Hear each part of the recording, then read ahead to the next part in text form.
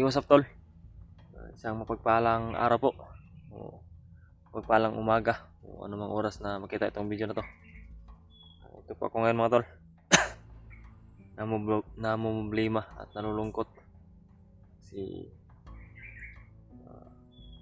nahiwalay ako kila Brad Ray at kay Brad Dante. At sinadya ko po yon, yung ganon, yung tulad ng sabi ko. Sinadya ko para agaw atensyon sa akin yung kalaban, sa akin hahabol yung mga kalaban, commander, at para makaligtas din sila sa kalaban, kasi delikado talaga yung buhay ni Badante mga tol. May patong na pa yung ulo niya sa kalaban. Ngayon mga tol, magpursige ako at maglalakbay ako. Malayo may itong narating ko. Gawa ko ng paraan, makabalik doon sa pinanggalingan ng pangyayari. Kaya walay kami, naambos kami.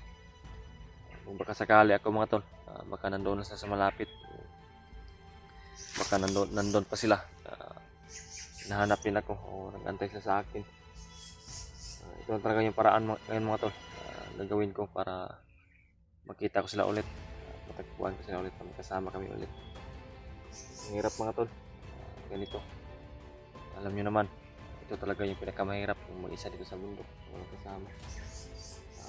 Critical na area pa, sobrang critical. Yung mga tol, pagdasal nyo po sana sila, ligtas sila ngayon, ligtas silang dalawa, walang nangyari sa kanila. Sinusubukan ko rin kontakin sila, si Brad Ray. So, sana makakita ako ng may malakas na signal dito banda. Tingin ko ay mas mahihirapan ako kung hanap ako ng may signal. So, gagawin ko pa rin mga tol, gagawin pa rin ako ng paraan para makakita ng signal na malakas. Subukan ko na kontakin si Brad Ray, baka sakali na makontak ko man siya at makausap para mas madali na magkita kami ulit, magsama kami ulit kasama si Brad Dante. Kung kayo talaga mga tol, kung kayo yung nasa sitwasyon ko, mas pipiliin ko talaga makasama ni Brad si Brad Dante, makalayo sa kalaban at hindi mahuli. Ano man yung mangyari, sa akin yung atensyon ng mga kalaban. Di bali na ano yung mangyari sa akin, basta ang importante ay si Brad Dante ay dala-dala ni Brad Ray. Kasi siya lang talaga yung susi mga tol sa kaligtasan ng aming mga anak, ng aking anak at saka anak ni Brad. Kasi Brad Dante lang talaga po yung nakakaalam kung saan dinala yung anak namin, yung anak ko at saka anak ni Brad Ray. So ngayon mga tol, huwag kayong mag-alala mga tol ha, huwag kayong mabahala o ano man yung sa isipan ninyo. Mag-triple ingat ako mga tol, kahit ako mag-isa. Handa ako na makipaglaban. Ano mo yung masalubong ko ngayon, ano mo yung madaanan ko ngayon. Kung pwede man iwasan ko. Hindi talaga pwede na maiwasan. Nagawa ko ng paraan mga tol. Idaan ko sa tahimik na paraan. Pagbalik ko doon sa pinangyarihan, kahiwalay kami, naambos kami. Hindi namin talaga yun inaasahan mga tol, ganun yung mangyayari.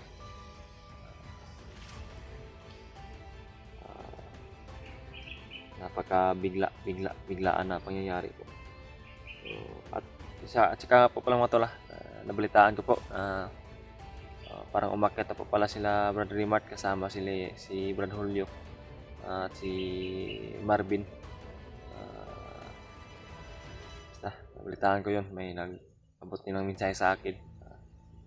Bakit na daw sila, dadaan pa sila kay Lolo Ambo.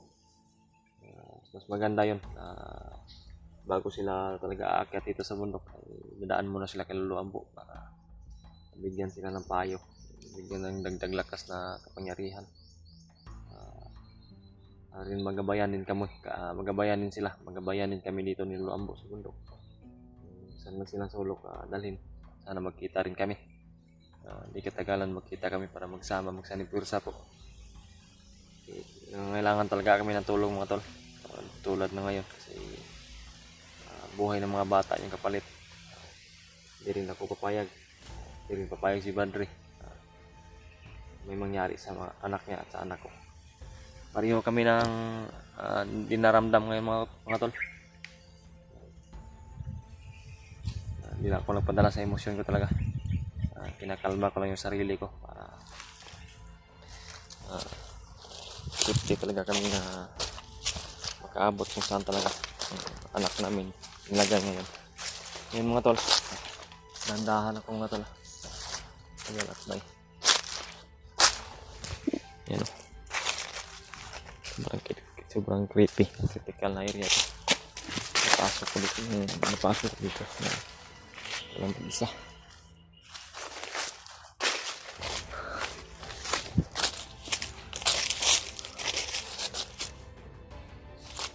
Hindi po kalimutan mga tol. Pagkasal nyo rin po ako mga tol. Ating pag-iisa ngayon. Sana ay gabayan ako palagi ng Panginoon. Gabayan ako ni Lord. Ano masakuna na mangyari ngayon. Ikaiba talaga yung kiramdam ko dito na area na ito. Napaka-critical. Narinig ko mga ingay ng aso. Sa palagay ko may malapit siguro na kuta dito ng kalaban.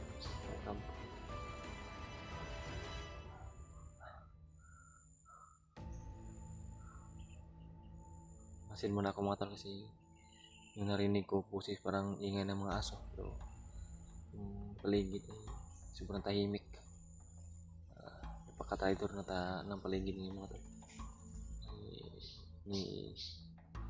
Unin lang ibon, isa lang yung naririnig ko. Iba talaga yung naramdaman ko dito mga tol. Yan mga tol. Gandahan mo pag-anak ba.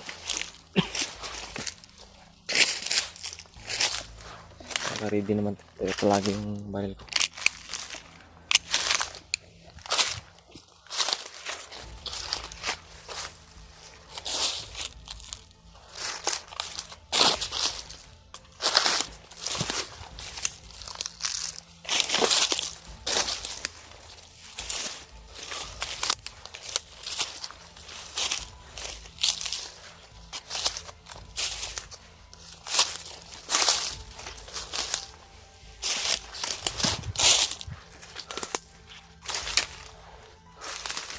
Mga tol,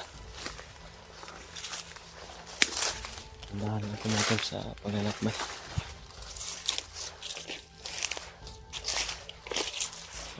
Patungo ako doon mga tol sa area. Pinangali ng kapag nangyarihan nung nag-ambos kami.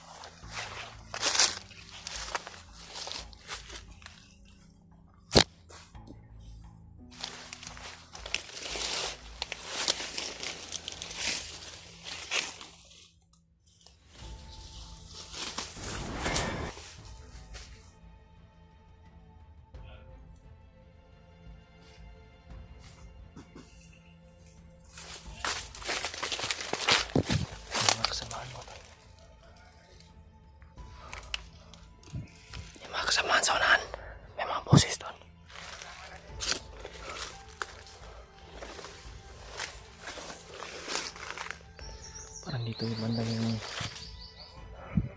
dito kami naambos mga tol.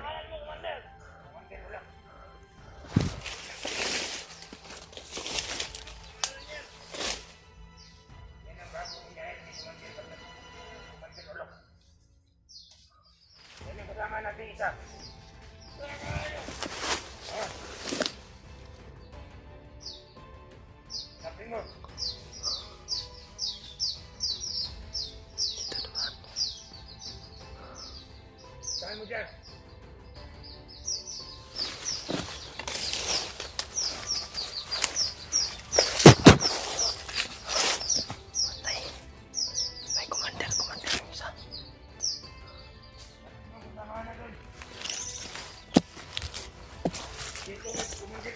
Commander ulok. Commander ulok.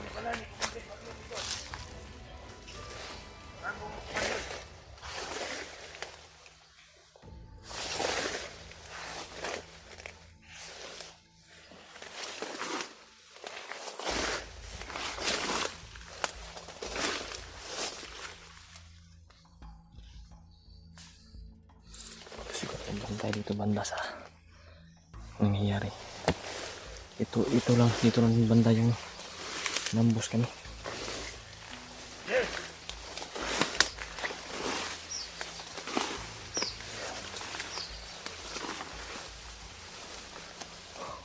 Dito na si Commander Ulok. Commander ulok mo yan, sabi niya. May mga dumating. May mga bagong dumating mga tol. Hindi siguro na makita yung bangkay na pinatay ko kasi ito yung banda sa maraming damo.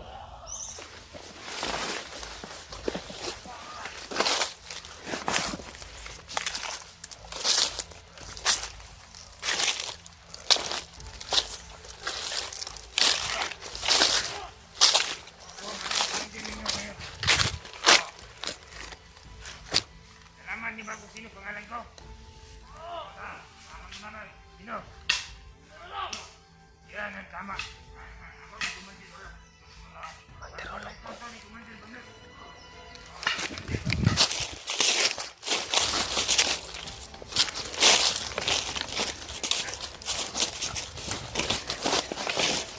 Iwasan ko muna.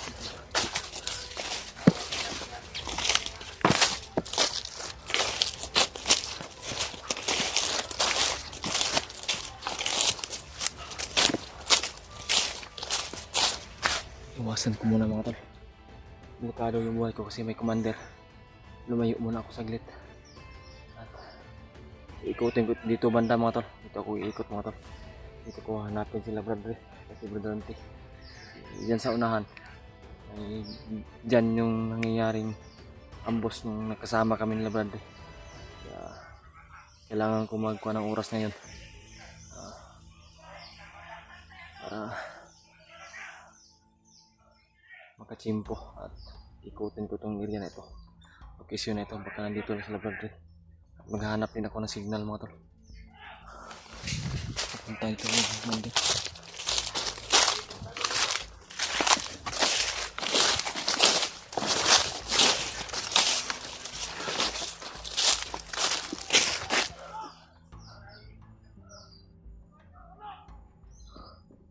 napakaingin nila. Parang dumami na sila mga tol. Abot nyo to po. Abot nyo ito kila Brother Mart para malaman at ma-aware sila na delikado yung area na pinagruunan ko ngayon. Maraming commander.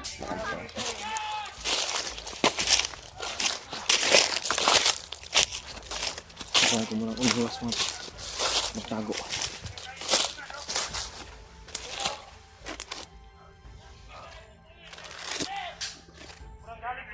Tago muna ako dito mga tol. Mga tol, abot nyo rin kay Brother at kay Brother Dante ito mga tol. I-message sila kung pwede. Pakisabi po na hinahanap ko po silang dalawa. Sa ngayon at bumalik ako dito sa pinanggalingan ng pinangyarihan ng ambos kami mga tol. Tago muna ako. Sundan ako. Sabihin na kita.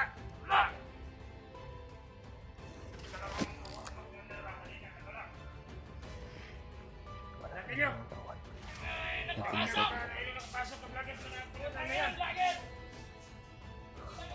Kailangan kong lumayo na ito. Kailangan sila pumunta ba? Ay, sino yung lagay? Pagkita nyo. Sabi niya. Wala.